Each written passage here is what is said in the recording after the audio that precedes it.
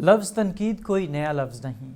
बुज़ुर्गों की राय के मुताबिक किसी भी निज़ाम, शख्स या ख़याल की बेहतरी के लिए तनकीद लाजिम है।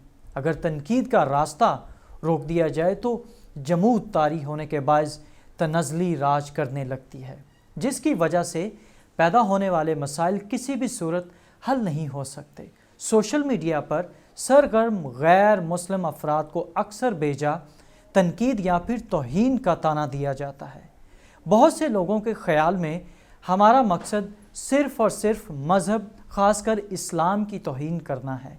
सोशल मीडिया ने जहां बहुत से दरवाज़े खोले हैं, वहां हम जैसे लोगों को एक एहसास तहफ़्फ़ुज़ के साथ इस्लाम पर तनकीद करने के मौक़े फ़राहम किए हैं। सवालात उठते हैं और कुछ लोग इस्लाम को आड़े हाथों लेते हुए तंज के नश्तर बरसाते हैं। कुछ मजहबी शख्सियात को गाली तक देने से गुरेज नहीं करते। मगर क्या ये रवैया दुरुस्त है? यकीनन इससे बहुत से लोग सख्ते में आते हैं, उनको दुख होता है, मगर इस रवैये की वजह आखिर है क्या? दरअसल जब मोदबाना मुकालमे का रास्ता बंद किया जाता है और मुसलमान तनकीद सुनना ही नहीं चाहते, तो इस तरह की सूरत हाल पेश आती है। दरअसल दो नज़रियात फ़िक्र यानी इस्लाम और गैर मुस्लिम के दरमियान मुसलमानों ने एक ऐसी खलीज हायल कर दी है जिसकी शख्सी तौर पे अबूरी नामुमकिन है। पाकिस्तान और उस जैसे दूसरे इस्लामी ममालिक में मुसलमान तो दिन रात अपने मज़हब का प्रचार करते हैं, मगर बिना मांगे दिन रात आपको इस्लामी लेक्चर मिलते हैं। रमज़ान में आपकी ज़िंदगी अजीरन कर दी जाती है। मुहर्रमों में आपको मुश्किलात से गुज़रना पड़ता है। टीवी देखो तो उस पर दिन रात इस्लाम का प्रचार करते हैं। सोशल मीडिया पर चले जाओ तो मुसलमान दिन रात मुनाफ़क़त करते नज़र आते हैं। यानी मुसलमान हर वक्त दानिस्ता गैर दानिस्ता तौर पर गैर मुस्लिम और गुस्ताखों को इस्लाम पढ़ाते हैं। गैर मुस्लिम को मुसलमानों की मुनाफ़क़त और बेईमानी सहनी पड़ती है। मज़हब के नाम पर ब्लैक मेलिंग भी होती है, यानी 24 घंटे पाकिस्तान में मुसलमान एक ना ख़त्म होने वाला इस्लामी सिलसिला जारी रखते हैं, जो कि इस्लाम से बेजार आदमी के लिए किसी टॉर्चर सेल से कम नहीं होता। स्कूलों और दरसगाहों में आपको ज़बरदस्ती इस्लाम पढ़ाया जाता है। अगर आप दफ्तर में बैठे हैं तो कोई ना कोई आपको नमाज की तरगीब देने लगेगा। अस्पताल में हैं तो वहाँ कोई तबलीग शुरू कर देगा। कहीं कोई दाढ़ी वाला आपको उल्टे हाथों से खाना खाने पर टोकने लगेगा। फिर अपनी 5 वक्त के नमाजी दोस्त की काम चोरी की वजह से उसके हिस्से का काम भी आप कर रहे होंगे। यानी आप जहाँ भी जाएंगे वहाँ आप कट्टर मजहबी लोगों के हर घटिया काम देखेंगे, मगर आप भूले से भी उनके इस्लामी लेक्चरों और गुफ्तगू के जवाब में इस्लाम पर कोई मंतकी एतराज़ नहीं उठा सकते।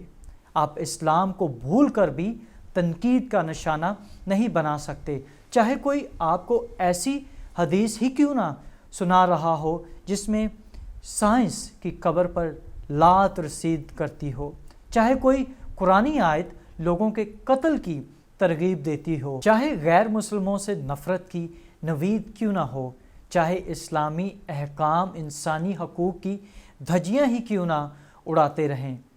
आपने चेहरे पर एक मुस्कान और आँखों में एहतराम लाकर बस सर हिलाना होता है। ये सूरत हाल मकालमे के ख़िलाफ़ है। ये वो सूरत हाल है जिसमें लोग एक फ़ासले पर खड़े हैं। आपको गुफ्तगू की इजाज़त नहीं, क्योंकि फ़रीक दोम सिर्फ़ अपनी सुनाना चाहता है, मगर आपकी सुनने का हौसला उसमें नहीं। यानी गैर मुस्लिम और मोमिन के दरमियान सैर हासिल गुफ्तगू के मौक़े फ़राहम ही नहीं हो सकते। आप सोशल मीडिया के अलावा आम ज़िंदगी में गैर मुस्लिम को दिन रात इस्लाम की झूठी अच्छाइयाँ और तारीफ़ें सुना सकते हैं, मगर उनके नज़रियात सुनने या उन पर बात करने का हौसला आप में मौजूद ही नहीं है। इस सूरत में गैर मुस्लिम के पास एक ही रास्ता बचा है, वो है सोशल मीडिया पर बात करने का। मगर सूरत हाल गंभीर है और मुसलमान हमेशा سے ہی مخالف نظریات کو گالی دینا، ان کا تمسخرہ اڑانا اپنا حق سمجھتے ہیں، اور عام زندگی میں مسلمان اپنے ممالک میں مخالف یا مخالفت نظریہ رکھنے والے ہر انسان کو اس قدر دیوار سے لگا چکے ہیں کہ لوگ اپنے نظریات ہی چھپانے لگے ہیں، لوگ منافقت پر مجبور ہو چکے ہیں۔ خلیج اتنی گہری اور انتہائی کشادہ ہو چکی ہے، اب ایک طرف کھڑے ہیں مسلمان اور دوسری طرف کھڑے ہیں غیر مسلم، اور نتیجہ ہے گالیاں دونوں جانب سے۔ ایک غیر مسلم حقیقی زندگی میں پیش آنے والے تمام واقعات کے باعث اپنا غصہ اپنے اندر دبا کر رکھتا ہے، پھر social media per fake I D کے ذریعے وہ کچھ بھی کہہ سکتا ہے، اور جب خاموشی ٹوٹتی ہے تو بہت سے بحروپ بھرتی ہے۔ کوئی طنز کرتا ہے، کوئی تنقید کرتا ہے، کوئی گالی دیتا ہے، اور کچھ ایسے بھی ہیں جو جائز تنقید کرتے ہیں، مگر وہی خلیج یعنی فاصلے بہت زیادہ ہیں۔ مسلمان مخالف کو جانتے ہی نہیں، اس کی فطرت کو سمجھتے ہی نہیں، اس لیے وہ تنقید، تضحیک اور گالی میں فرق بھی محسوس نہیں کر سکتے، بلکہ ہر تنقید کو گستاخی ہی سمجھتے ہیں۔ مسلمان دراصل مکالمے میں حصہ لینا ہی نہیں چاہتے، یہ کسی بھی بات کا منطقی جواب نہیں دینا چاہتے، کیونکہ کسی کو گستاخ کہہ کر اس کا منہ بند کرنے میں کم محنت لگتی ہے۔ اس طرح غیر مسلم کے لیے بھی جائز تنقید کرنے میں محنت زیادہ اور گالی دینے میں کم محنت لگتی ہے، یعنی خلیج بڑھ چکی ہے، مگر یہی معاملات مسلمانوں کی وجہ سے بڑے ہیں، کیونکہ مسلمان مکالمے اور تنقید کی اجازت ہی نہیں دیتے، اور جب کسی کو یہ اجازت نہ دی جائے تو وہ صرف شدت پسند ہو جائے گا۔ مگر توہین دراصل ہے کیا؟ ہر مخالف کے نظریات توہین ہوتے ہیں۔ مخالف آپ کے نظریات کو غلط سمجھتے ہیں، اس لیے وہ ان کی عزت نہیں کرتے۔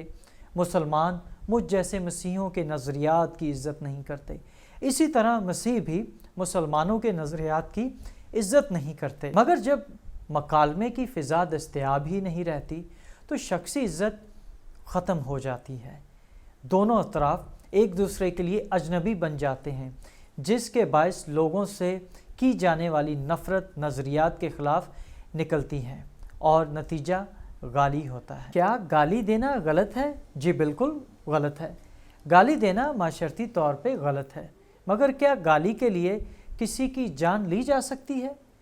بالکل نہیں لی جا سکتی۔ ہر انسان کو اپنے نظریات اور اپنی سوچ کے مطابق زندہ رہنے کا حق ہے۔ الفاظ کا جواب پتھر نہیں ہوتا، الفاظ کا جواب الفاظ ہوتے ہیں۔ گالی کا جواب جاہل کی لغت میں گالی ہے، مگر عالم کی لغت میں خاموشی یا دلیل ہوتا ہے۔ اگر آپ ہمارے نظریات کو گالی دو تو ہم سنیں گے، مسلمان کے نظریات کو گالی دو تو مسلمان قتل کرنے پر تیار ہے۔ جب مسلمان قتل کرنے کو تیار ہے تو ہم کبھی بھی مسلمان کے نظریات یا اس کی شخصیت کی عزت نہیں کریں گے۔ آپ جس کی جان لینا چاہتے ہیں وہ آپ کو گالی ہی دے گا، وہ آپ کو پھولوں کے ہار نہیں پہنا سکتا۔ گستاخ رسول جن کو آپ کہتے ہیں وہ مسلح جدوجہد نہیں کر رہے، وہ پاکستان میں مومنین کی جاہریت کا بدلہ تلوار سے نہیں دے رہے۔ اس صورتحال میں گالی ہی رہ جاتی ہے۔ جب کسی کمزور کو مار پڑتی ہے تو بے اختیار اس کے منہ سے گالی نکلتی ہے، سامنے نہیں تو پیٹھ پیچھے نکلتی ہے۔ سوشل میڈیا بالکل پیٹھ پیچھے گالی دینے والی صورتحال ہے۔ مسلمانوں کو مکالمے کے مواقع پیدا کرنے ہوں گے، اس بات کو سمجھنا ہوگا کہ مخالف کو جان سے مارنے یا اس کو جان سے مارنے کے خوف میں مبتلا کر کے آپ اس کے نظریات نہیں بدل سکتے۔ آپ مکالمے کا موقع کم کرتے جائیں گے، سوشل میڈیا اسلامی توہین کی آماج گاہ بنتا جائے گا۔ وقتاً فوقتاً اس رویے میں بدلاؤ دیکھنے کو ملے گا، کبھی کمی آئے گی، کبھی بڑھ جائے گا، مگر میری بات لکھ لیں، اگر پاکستان میں مکالمے اور اسلامی تنقید کے لیے سازگار ماحول پیدا نہ کیا گیا تو آنے والے وقتوں میں توہین اور بدتمیزی کا وہ سونامی آئے گا کہ کہ آپ سے تھامے نہ تھمے گا۔ سارا پاکستان گستاخ نہیں ہوگا، مگر گستاخوں کی تعداد بڑھ رہی ہے۔ ابھی چند ایک ہیں، کل 10، 20 اور 30 اور ہزاروں بھی ہوں گے۔ دنیا میں کوئی ایسا نظریہ یا شخصیت نہیں جس کو گالی نہ پڑی ہو، جس پر تنقید نہ ہوئی ہو، مگر لوگ تنقید پر روتے نہیں، اس کا جواب دیتے ہیں یا اس کو نظر انداز کرتے ہیں۔ کہاوت ہے، چاند پر تھوکو تو تھوک اپنے ہی منہ پر گرتا ہے۔